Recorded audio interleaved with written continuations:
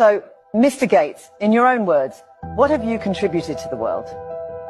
I'm not sure if you're aware, but I created the world's most popular computer operating system. No, of course. But as we all know, it wasn't actually you who created it. As a matter of fact, the predecessor of Windows, MS-DOS, was created by Gary Kildall, which you then basically stole from him for a couple of dollars. It's not just development. There's a whole lot of important factors to running an enormously successful company like Microsoft. So then let's leave the computer world for a moment. You have been a major spokesperson for COVID vaccines during the pandemic. Yes. What exactly makes you a computer engineer who didn't even program his initial product himself, a valid representative of the pharmaceutical industry? I have read a lot of books about that yes, topic. But how does that... Wait a second. And met with specialists from the field all over the world. Mr. Gates, with all due respect, how do you feel about it now? Now that it's becoming more and more evident that the medication you were promoting, whilst having heavily invested in it yourself, thus making billions of it, This is not how the world works. has caused countless injuries, side effects and death. That's a very immature way of looking at it, quite frankly. So here's my final question to you. Is this a behavioral pattern? What do you mean exactly? Taking technology from other people that you don't understand, selling a product full of bugs, causing massive damage and profiting from it in a spectacular way. No. This is not how the world works. Can you sleep at night? Okay, that's enough. This interview is over. Thank you. Every endeavor I wanna remember.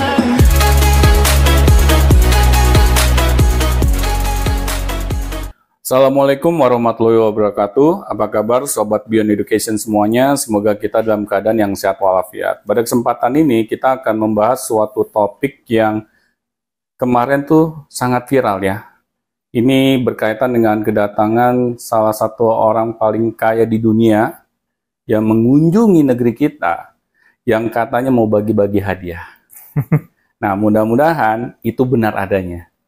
Oke, Pak Afi, apa yang ingin kita bahas, Pak? Iya, Pak. Jadi ini kebetulan orang kayanya kaya banget, Pak. Kaya banget, Pak. Banget, Pak. Kaya pakai banget. Jadi kalau dulu bahkan beliau ini pernah menempati orang terkaya di dunia dulu. Itu sekitar 10 tahun yang lalu ya, 10 sampai 15 tahun yang lalu, karena beliau ini adalah pemilik atau founder dari Microsoft. Ya. Semua komputer di dunia ini, mau laptop, mau komputer PC ya, yang di meja itu semuanya pasti ada Windows di dalamnya ya, di dalam karya Microsoft. Belum lagi yang embel-embel yang lain seperti Microsoft Word, Excel, semua itu dari dia semua tuh, Pak. Iya, produknya dia semua. Nah, jadinya waktu itu sempat nomor 1 dunia, tapi mungkin sekarang karena udah era HP dan HP nggak pakai Microsoft ya, pakai Android, terus juga udah banyak pesaing lah. Jadi akhirnya dia turun. Tapi walaupun turun, tetap ribuan triliun uangnya, Pak. Iyalah, Pak. Jadi saya lagi ngitung, Pak ya. Kalau nggak salah kekayaan dia itu sudah mencapai lebih dari 2000 triliun ya. Tepatnya mungkin harus googling dulu, tapi setahu saya udah lebih dari 2000 triliun. Saya ngitung 1 triliun aja itu udah berapa ya? 1000 miliar ya. Itu duit semua tuh, Pak. Itu duit semua itu, Pak. Bukan pasir, Pak. Jadi, waduh, kaya banget, Pak. Kayaknya setiap hari dia beli mobil aja nggak habis-habis uangnya, Pak. Nah, itu, Pak. Nah, ternyata dia punya yayasan sosial, Pak. Ya, saya nggak tahu nih yayasan sosial apa mungkin dia profit juga, karena dia ini ingin menguji coba sebuah vaksin. Ya, vaksin TBC, tapi bukan vaksin COVID. Ya, COVID udah lewat ya. Vaksin TBC ini sedang dikembangkan dan sedang mau diuji cobakan. Nah, dia berkunjung ke negara kita tuh, jauh-jauh dari Amerika. Jadi mau menguji cobakan vaksin itu, Pak. Jadi mau menguji cobakan vaksin itu ya dengan alasan bahwa di Indonesia penderita TBC itu juga nomor 2 di dunia. Katanya sih begitu. Nomor 1-nya India, Pak. Kemudian ada jadi salah satu dari 5 negara nih. Tapi kenapa Indianya nggak termasuk ya? Jadi Indianya, itu pertanyaannya, ya, Pak. Indianya malah nggak masuk, Pak. Nggak masuk yang diuji cobakan. Apakah pemerintahnya menolak? Saya nggak tahu. Tapi yang masuk di sini adalah Malawi, Afrika Selatan, kemudian ada lagi Kenya. Ini negara-negara hitam semua nih, Pak. Zambia. Wah, rasis banget. Ya, nggak, maksudnya kalau dilihat dari demografi penduduknya rata-rata orang kulit hitam, Pak. Yeah. Jadi Zambia, Kenya, Malawi. Nah, salah satunya ini Indonesia kalau jadi, karena ini Indonesia kan baru berkunjung nih beliau nih. Nah, jadi apa enggaknya ya tergantung presiden, Pak. Ya apa kan Menteri Kesehatan juga udah kasih lampu hijau sih. Jadi Menteri Kesehatan juga sudah menyetujui dengan alasan itu tadi. Tapi di balik itu semua nih Pak, di balik masalah bahwa Indonesia ini punya penduduk TBC terbesar nomor 2 di dunia, yang terkena, maksudnya yang terkena TBC gitu, ternyata udah ada uang hibah nih Pak turun Pak katanya. Wih, mantap nih. Dan jumlahnya 2,5 T. Kita kebagian nggak, Pak? Aduh, coba saya kebagian ya. Nggak ada Pak, saya takut itu.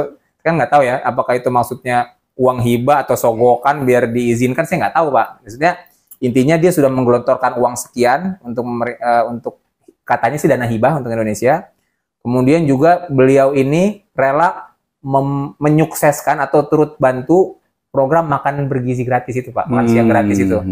Kita akan bantu juga tuh. Wah katanya dengar-dengar lagi banyak kasus juga tuh ya, karena ada yang nggak dibayar segala tuh ininya tuh. Iya, ada yang keracunan. Iya, apa namanya istilahnya yang masak cateringnya tuh ada yang nggak dibayar, ada yang anak keracunan. Itu lagi kasus-kasusnya itu mau dibantu sama beliau katanya gitu. Wah, sangat mulia. Waduh, Pak. mulia sekali ya.